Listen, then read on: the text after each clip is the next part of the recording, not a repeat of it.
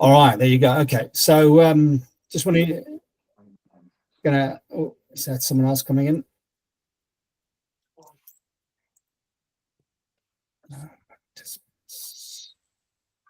All right.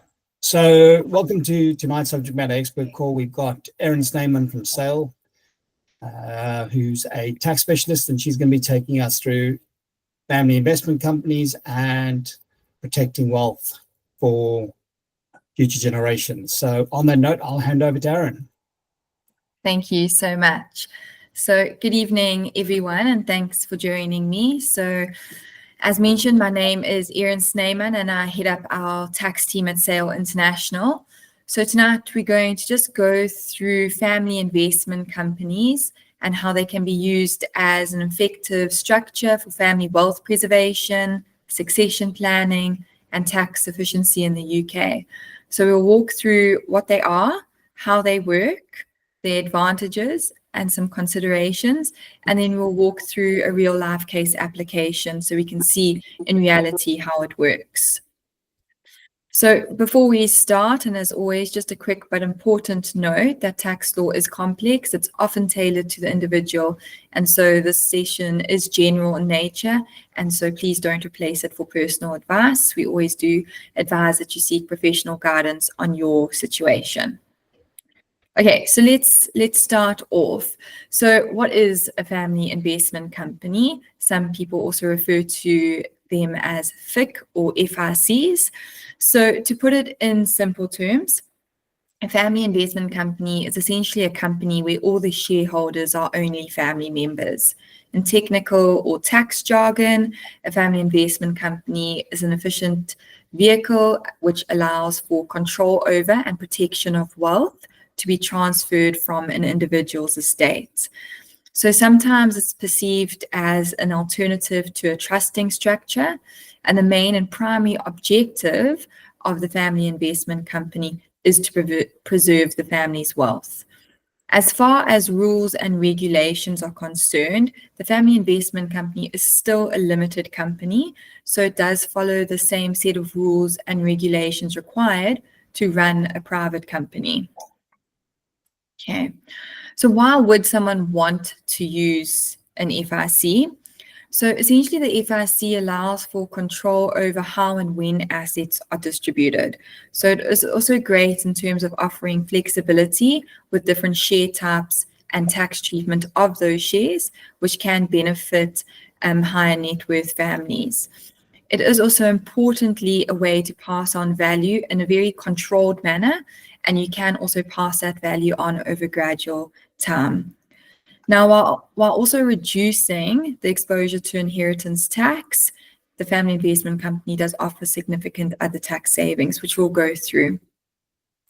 There are also multiple other factors to consider when setting up the investment company. So the first and most important part of setting up the company is to identify who are those recipients going to be. So is this going to be children, grandchildren, aunts, uncles? So who are those family members? So that's always the most important factor. And then other factors include considering some issues related to grandchildren, unborn children, death, and what happens in the event of divorce, all of which are considered when preparing the Articles of Association and also the shareholders agreement. So you can also place provisions within the family investment company to prevent the amendment of the right or to limit the transfer of shares within the company. Okay, so let's go through a bit of a basic family investment structure, and then we'll just gradually build on throughout the presentation. So a typical family investment company will have a founder. Now the founder is often the parents, and the parents would inject capital as a loan into the company and subscribe for shares. Okay. All the family members would hold different classes of shares. Now generally the parents will hold ordinary or freezer shares, and we'll go into detail of what those are. And then growth shares would be issued to children. Now it would be issued in their personal capacity or via a trust structure, and we'll speak again a bit later around those. The company would then invest in assets, and that would be property, stocks, or any sort of business interests. So the idea around the family investment company is it's holding investments, so it's not actually trading. It's holding the underlying investments, whether it's property, stocks, or other sort of business interests. Okay. So in terms of the share types and the structuring, so the great thing about the family investment company is you can use different classes of shares, which provide flexibility in the control of the company, provides flexibility in terms of how income is distributed out of the company, provides flexibility in terms of capital growth, and then also provides flexibility in terms of your planning for inheritance. So here are a few of the structuring options. So the first is around ordinary shares. Now, typically, these are held by the founders, being the parents, and they might hold voting rights, and they will hold rights to dividends and to capital. Now, your second type of share is growth shares, and now these are generally issued to children or grandchildren. So whilst the holder would hold the fixed value or preference shares, the children are going to hold growth shares. And so essentially, they only benefit from future increase in value. What this does is it reduces the parent's exposure to any future capital growth and therefore minimizes inheritance tax. Now, the freezer shares are essentially used to lock in value for the parents. So what would happen is a fixed value is placed upon those shares, and anything in excess of that value would then pass to the family members who hold those growth shares. This is very common for inheritance tax planning because only the current value is then taxable within your estate. The other option is to incorporate some alphabetical shares. Now, alphabetical shares would mean that each family member would hold a different class of share. And what this allows is for dividends to be paid flexibly to different shareholders.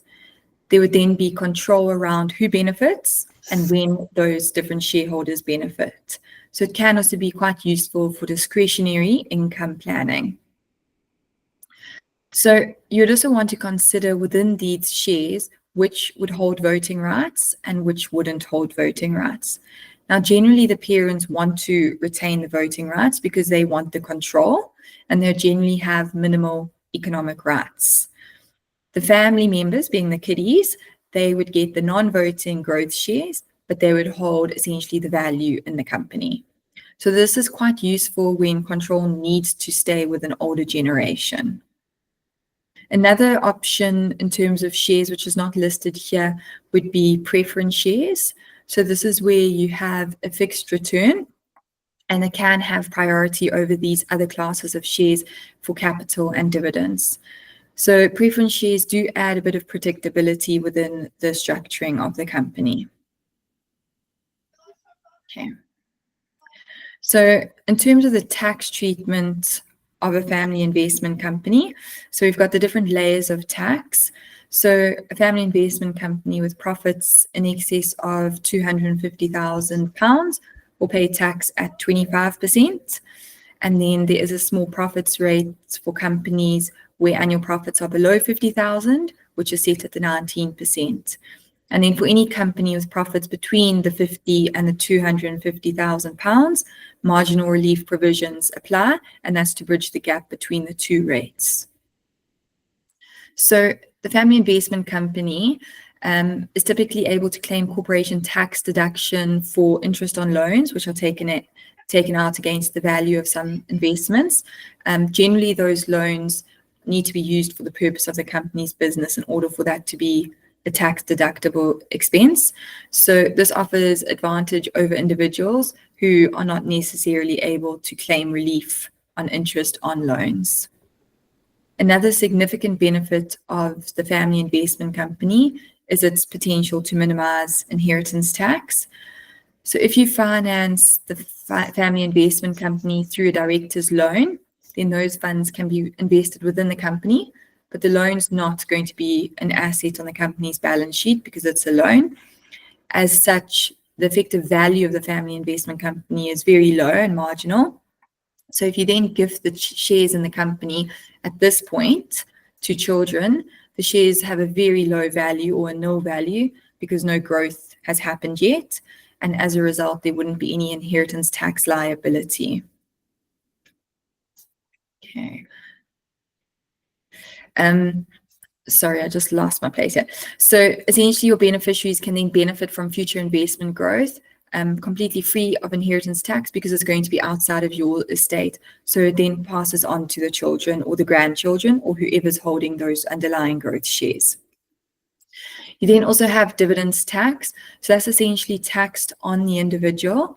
So if you're wanting to distribute funds out of the company, depending on who you distribute them to, those are going to be taxed at the dividends rates, which is currently between 8.75 to 39.35%. You also then have your capital gains tax, and that would apply on the sale of the company's assets or shares.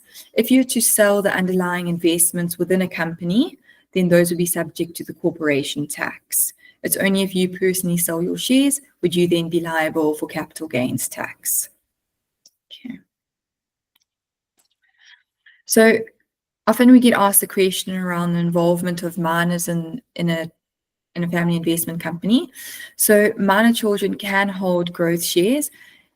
Often it is via trust, but not always.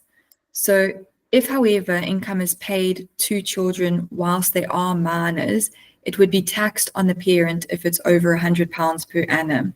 So this is referred to as settlement legislation, which can cause some income tax consequences. So if those shares are then held by a trust whilst they are minors, the growth of those shares are essentially ring-fenced for the children without triggering excessive tax. So there's two main reasons why people would want to consider using a trust for minor children. So that would generally be the legal incapacity. So minors being under 18 generally can't hold the legal title to shares or enter into binding contracts. And so that's why a trust or nominee arrangement is used to hold the shares on their behalf. And then also around the control and protection. So how holding the shares via trust does give greater control over timing of the access to the children, and then also prevents misuse of funds. Okay. So we also get asked the question quite often around why a family investment company versus a trust structure. So essentially with a company, the family investment company, which it's owned and controlled by family members, so it does allow them to have quite a lot of control over the assets and those underlying investments.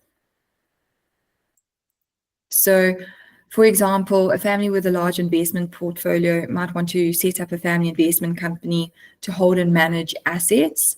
And then by transferring those assets into the family investment company, they can take advantage of the company structure, which can be more tax efficient than holding those assets individually. And that tax efficiency is through the corporation tax, which is lower than your individual tax rates, and then also through the inheritance tax by essentially putting those shares in the children's name. Trusts are still an effective mechanism. However, if we look at it, the trusts are at a 45% taxing rate. So the ability to use a family investment company and the value of the tax on that is seen to be a lot lower. The main advantage around the trust is you can have and nominate beneficiaries for people who are not yet born, whereas with a family investment company, you obviously need to assign shares to a living person. So that would be the main difference between that. But outside of that, the family investment company, because it's a private limited company, it also offers limited liability protection for the assets within the company as well. So often when people start to want to generally invest in property, they generally want to start to build some sort of wealth net for retirement. And if there's anything left over, then pass that on to children. So sometimes a family investment company is set up purely with the parents. And then at a later stage, once they see that the value in the company is at a value that's going to sustain them for their retirement, they want to then incorporate children at that point. So you are and you are able to have the ability to change the family investment company and the structure. So there's a lot of flexibility around that.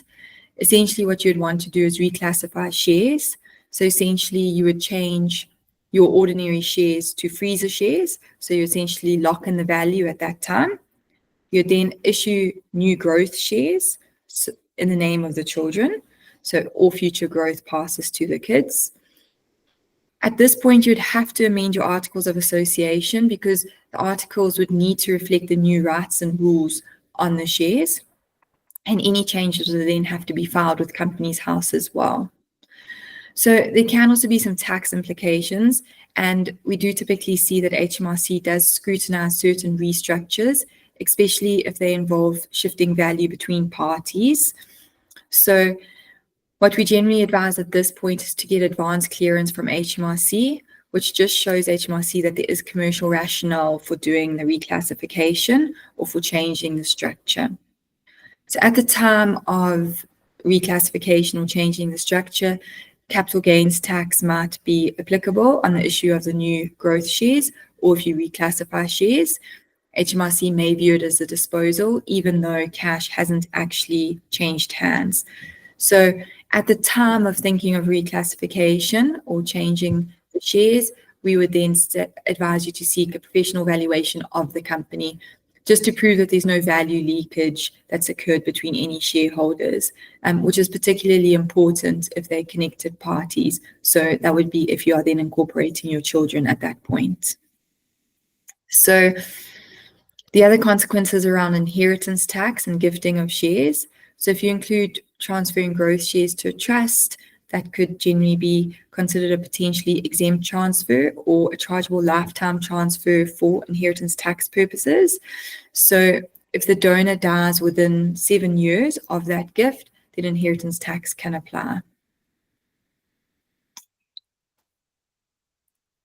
Okay, so to follow on from that point and how we look at some of the key risks and how you mitigate those risks, again, you'd look to have a professional valuation of the company to avoid HMRC disputing the value that you've determined at that point. Incorporating proper documentation, so making sure those articles of association have been updated, making sure shareholder agreements are aligned as well.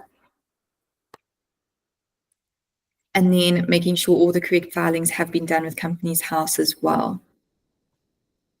And then at this point, we'd also consider advance clearance from HMRC, and specifically if you're going to involve a trust of children or minor at that age. And then always show records which can prove your commercial rationale for the restructuring. So example, succession planning, family governance. So just to prove that it's not just tax avoidance. Okay. So we're going to go through a bit of an example, just to put all of this into a bit of perspective in terms of numbers. So if we have a look at this scenario, we've got a parent who incorporates a company, so a family investment company, and let's say they fund it with £500,000, typically by way of a director's loan. Okay. So let's look at then how the purchase would work. So the parent has then funded the company with £500,000, and the company would then have a small share structure. So you'd have, let's say, 100 shares, and they could be 1p each. So it's quite nominal value there. So it could be £1 share capital. The parent can charge interest on the loan if they want to. That would be set out in the loan agreement. The family investment company would then use that £500,000 to purchase a property in its own name. Property worth £500,000 then becomes an asset on the balance sheet of the company, and the loan from the parent's a liability. So if we then look at the resulting value of the company at that inception, it's very close to zero. The equity is going to be that share capital, which we typically see as below £10. So it's essentially virtually worthless at that point. And it's at that point that the parent who holds the shares in the family investment company would typically then pass on some growth shares or incorporate growth shares, but they would still hold the voting shares within the company. So the whole point of using a structure like this and using the different classes of shares with different voting rights is, again, allowing the parent to have control over the assets, so they can determine if they want to sell the property, mortgage the property, buy to let, flip the property. They will have direct access and control over the property, while they transfer the value of the property to the next generation through those growth shares, and that would be by the children holding those growth shares. So essentially, the parent remains in charge of the company and the property, but the future growth and value and any income can then accrue to the family members who hold those growth shares. So the main benefit is around inheritance tax. So essentially, setting up and funding the family investment company doesn't trigger any upfront inheritance tax charge, unlike some trust transfers. So the parent's $500,000 loan to the company is not a gift because it's repayable to the parent. So they haven't given away assets in a way that's going to incur inheritance tax at this point. Okay. Now, because the family investment company shares initially have only a nominal value, the parent then gives those shares to their children when the value is quite low. It would still be deemed a potentially exempt transfer for inheritance tax. But if the parent survives 7 years after the gift of the shares made, the value of those shares is outside of the estate.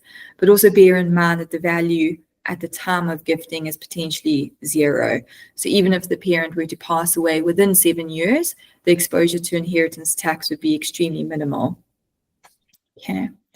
So essentially at this point, the parents frozen the value of the estate at £500,000, which is the amount of that loan, and any future growth is then shifted to the next generation's hands. Now, once the property appreciates or generates retained profits, that growth is going to accrue to the shares held by the children, and it would be outside of the parent's estate for inheritance tax purposes. So, for example, let's say that over years, a property grows from £500,000 to £800,000 in value. That £300,000 growth increase would be reflected in the company's equity, and therefore it would be the children's value. Okay, so it doesn't belong to the parent. It's not going to be taxed as part of the estate on death, which essentially can save them up to 40% on the growth and value. Now, the portion that's due back to the parent at the time of their death would form part of the parent's estate for inheritance tax purposes. But the important part is any growth wouldn't. So the loan is repayable, so it can slowly start to be repaid, in which case it wouldn't form then part of the estate if it's nil at the time of death. Okay. So just a bit before I close off is how SAIL can help you. So we do advise on the company setup, how to potentially structure them and which shares would be of benefit to you. We can assist with the setup of the family investment company. We can assist with shareholder agreements, as well as amending the articles and updates to Companies House. And then we do also provide a free 15-minute assessment, which is just generally to go over what sort of path you're looking for, whether it's you wanting to have passive income on the side, you're wanting to set something up for retirement, or if you want to also incorporate children for some wealth preservation. So I'm now going to open up the floor to any questions, but I hope that this has been a bit insightful for everybody. Could you give us an idea about the cost of setting that up? Because I've got a ballpark figure from the accountants that I use, so just wanted to see how it compares. I think, so this is, I'm not normally in charge of the pricing, but to incorporate the company is generally around £162, and there's an additional fee, which I stand to be corrected, but around about £25, depending on how many additional shareholders you have on board. So that's just for the setup. And then there'd be ongoing maintenance, which is generally around £80 per month, and that would be to have the company on a specific software and then to just manage that on a monthly basis.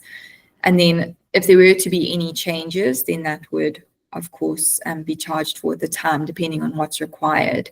So the actual cost of maintaining a family investment company is quite similar to a standard limited company. It's only if you were to incorporate a trust structure, the fees to maintain a trust are quite expensive. Okay, and that would affect the setup as well as the ongoing. Yes, because it would be adding essentially another shareholder being the underlying trust. So it would affect the setup cost. Okay, but essentially we're talking hundreds rather than thousands to set up. Yes, then, yeah, yeah. yeah, 200,000, yeah. Okay, well, that's a bit less than I was expecting. So maybe it's not quite like for like, or maybe I haven't quite understood it, but that's good news. And also, would you suggest doing that like when you're putting your first properties into your company, or can you do it kind of down the line? Obviously, if you do it down the line, then what you have as an asset would still be liable to inheritance tax, and obviously the growth wouldn't be. So it's better to do it straight away, I guess. It is typically better to essentially set up the company and then purchase the property within the company rather than purchasing the property individually and then selling that to the company. Because remember, that's not what I meant. I meant, is it better to get it, say, when you buy your first property in your company, or say 2 or 3 properties down the line? Like, is the only downside the fact that the value, once you've got 3 properties, is liable to inheritance tax, where the growth isn't? Yes. So yeah, exactly. So I mean, sometimes, and it depends on where the property is and how it appreciates, but some people will set up a company with just themselves being the ordinary shareholders and then wait 2, 3, 4 years until it's at a value that they feel is like at a point where it's quite sustainable for retirement. And then at that point, lock that value in and then incorporate the growth shares at that point for their children or for other family members. And that value would then form within your estate. Oh, I see. So you couldn't do it at the start of the company and say in 25 years. You can. So you could set it in and have those freezer shares and lock in value up front. So you could say, for argument's sake, that you need £1 million and anything over £1 million would start to accrue to the children.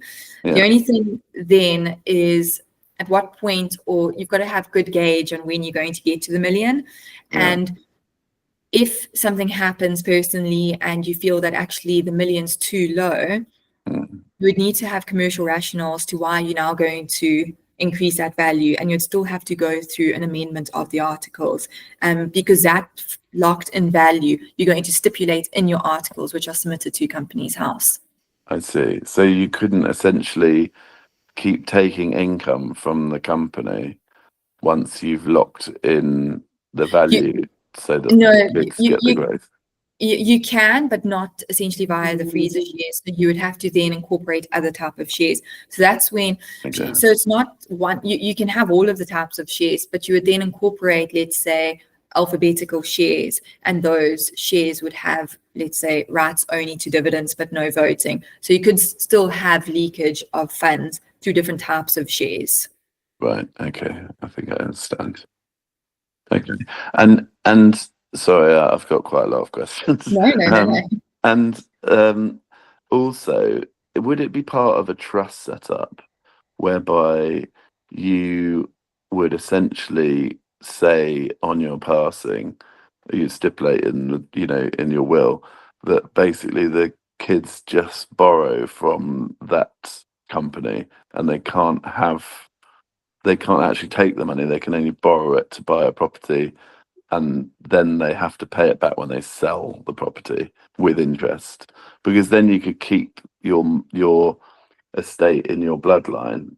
Say if in 25 years they marry someone, they try and take half of their house, they can't do that because they've borrowed the house from the company.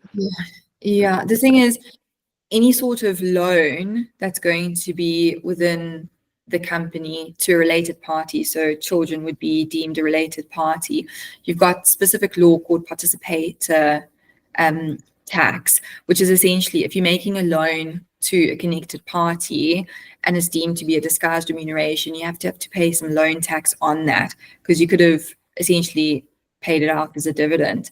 So the way that you essentially keep it within the bloodline and not in the event of divorce or events of anything tragic happening, you would actually incorporate that into the shareholders agreement, which would stipulate that that these are specifically for the bloodline, excluding any spouse, and in the event of divorce, this would be deemed outside of proceedings. So there are ways to manage that, which we have done in the past to specifically exclude any spouses of children.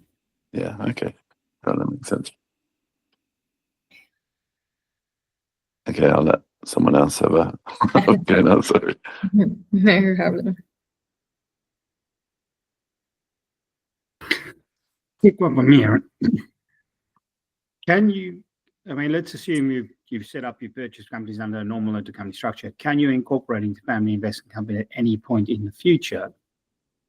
And if so, what the implications of doing that? Yeah. So remember, family investment company is exactly the same as the private limited company. It's set up in the same manner. The only thing that distinguishes it is that the shareholders are all family members. So you can, of course, incorporate it.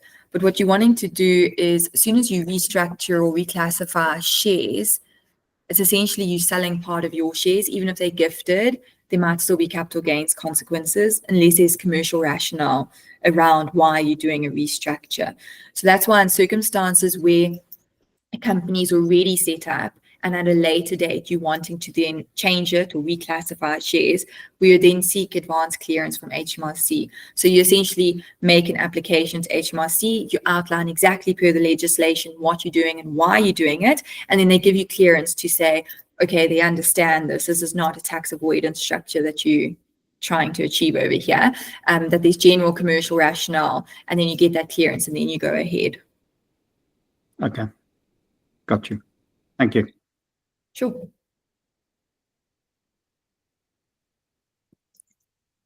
Anything else? I think I've got quite a few questions, but I'll ask you privately.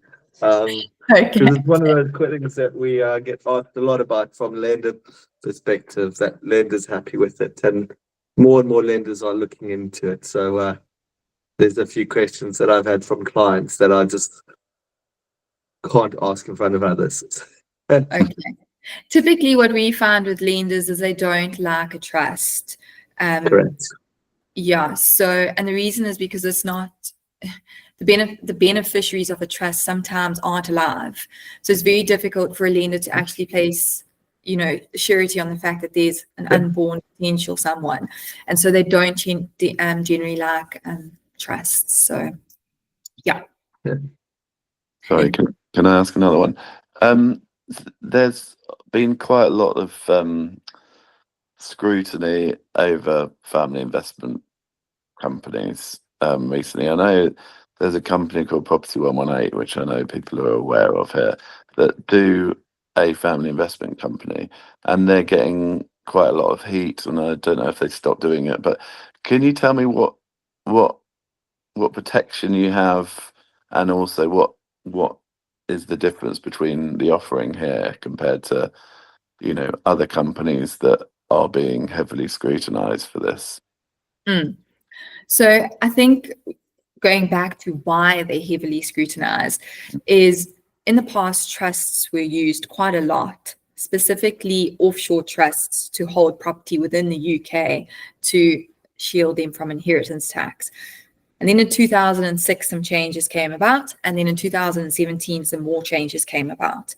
And these changes shifted people from a trust structure, which wasn't as efficient, and moved people into the concept of a family investment company. So again, the whole idea around the family investment company is you need to also add into play, and this is what we do, is in terms of shareholders agreements and in terms of the articles, what you don't want, and this is where a lot of the scrutiny comes into play, is you've essentially locked in a value, right, in terms of your family investment company. And you realize, oh no, you need some more funds, or actually you can actually just take all the value of the money out of the company. So it doesn't generally always align with actually the end goal. So you might say, and this is from HMRC's perspective, that you're setting up this company to preserve wealth But at the same time, you've got the ability to extract all the funds to you personally. You've also got the ability to adjust the shareholding because you hold the voting rights. So what we typically tend to do is incorporate the children into some voting aspects. So we would try and mitigate that by saying that you can't actually change some of the underlying and original share structure without the consent of the children on board. And so everyone needs to have a play in terms of the voting. So it does allocate some voting rights to the children. So what it does is the parents still hold majority of the control, but in certain aspects, the children would have a say in some things. And that's really to mitigate the risk of people setting up these structures to take advantage of tax efficiency, only to then at the last minute extract all the funds out and the children are left with nothing.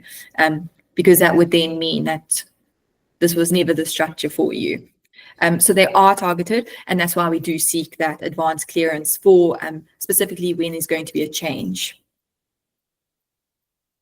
Yeah, okay. So basically, by way of protection, it's all about giving advance notice and checking with HMRC that what you're doing is accepted before you do it. Yeah.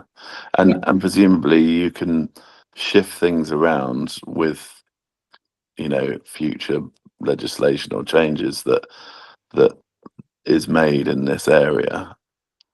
Yeah, exactly. So we do keep an eye on a lot of what's happening around family investment companies, and we obviously incorporate all of our advice to make sure that it's aligning with HMRC. Yeah, sounds good. Can you do me a favor and send me some sort of pricing? So I know you talked about it, but Yes. just so I can make sure that I'm comparing like for like, because as I said, the numbers aren't quite, well, they're not that similar. So I'm not sure if I'm comparing, apples and pears. Okay, perfect. I will do. Thanks. Just to add on that point for 118, because I'm quite familiar with the whole situation. And I don't know if, Aaron, if you'd be familiar with this. I think a lot of the reason they come under scrutiny is to do with the capital reallocation. Right. So the way they were moving those properties in using a one-day bridge loan, if you like, to mitigate any capital gains tax or in those properties. So there was something to do that. I don't know the detail of it because it was quite detailed. I'm not sure what the outcome is. I know it was under 360 review, but it had something to do there with that too. So it wasn't so much the structure. It was the mechanisms and the means in which they were actually transferring those properties into that structure, as I understand it, but I might be wrong. Okay. And you said via a bridging loan? Yeah, essentially what they were doing is, Makes if there sense. was a latent gain in the portfolio, they were taking out a bridge, Okay. selling the properties in under a bridge, and as I understand it, then they'd remortgage straight away and just repay the bridge loan to reduce so effectively wiping out capital gain through the bridging, right? So they increased the lending to wipe out any capital gain. And then all they were doing was just refinancing that back out straight away. And I think that's what came under scrutiny, or part of what highlights everything. And HMRC were like, hang on, that's tax avoidance. That's not, tax planning, restructuring or anything. That's just avoidance. Yeah. Exactly. And that's at a very high level, I think, where a lot of the scrutiny came in. I don't know I'm not privy to the detail, and I'm not sure what's happened with that as such. Okay.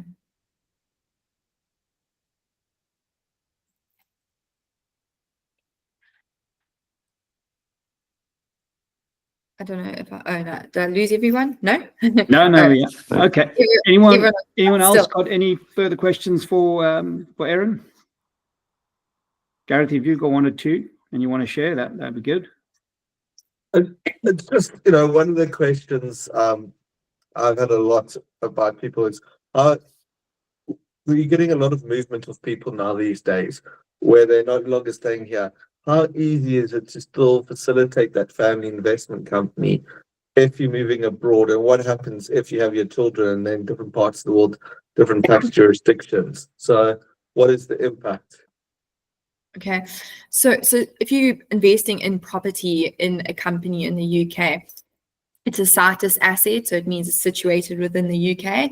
So it's always going to be taxed within the UK for inheritance tax purposes. So even if you have a beneficiary or a shareholder who's offshore somewhere, they would still be liable for inheritance tax within the UK. In the same manner, if you wanted to extract funds out of the company and that person was an offshore beneficiary shareholder, let's say dividends, UK would have first taxing rights. There would be some exemptions depending on their status of residency in the UK. And then the second country would have second taxing rights. Depending on whether there's a double taxation agreement or not would depend if they assign taxing rights to only one country. But without that, generally you report it to both countries and you claim a credit for any tax paid in the first country. Okay. All right, but that's if you draw a dividend. If you drew it as a salary here in the UK, but you're a tax resident elsewhere, then you wouldn't pay the tax here, you'd pay the tax in the country where you are. Is that correct? Yes, yeah, you would essentially claim what we call Section 27. So you'd get a no tax code in the UK, and you would pay tax in your other country. Perfect. The reason I'm just asking this is, we've just recently set up another office in the UAE, and we're seeing a lot of clients moving out there that they're still building their wealth in the UK, but looking at other tax jurisdictions just to, enjoy the rest of their life and pull their equity out. So it's a question that I had last week when I was with some clients out in the UAE. Yeah. So each different income source is going to be taxed differently. So like I said, the income, if you're outside of the UK, you can claim the exemption. Dividends, similar manner. But when we look at inheritance tax, because the underlying investment would be property, that would still be taxed within the UK at that 40% above the abatement. Your second country is likely also to have some sort of inheritance tax. If that person who's died is also tax resident in another country. But the UK has got quite a high inheritance tax rate. So you'd also have to see sometimes there's agreements upon the double taxation agreement, which would provide specific clauses around inheritance tax. And again, it might assign specific taxing rights to just the one jurisdiction. Perfect. Thanks, Erin. Sure.